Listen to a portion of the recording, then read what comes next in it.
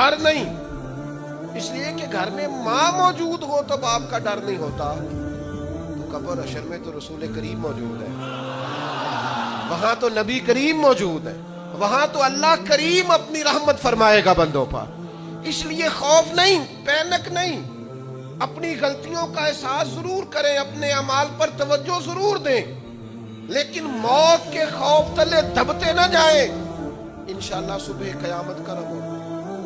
میرے نبی پاک علیہ الصلوۃ والسلام نے تو فرمایا ہے بس ہم نے ایمان کامل لے کے جانا ہے دنیا میں۔ حضور نے فرمایا ہے جس طرح 14ویں رات کا چاند چمکتا ہے اس طرح میرے غلاموں کے چہرے چمکیں گے قیامت کے۔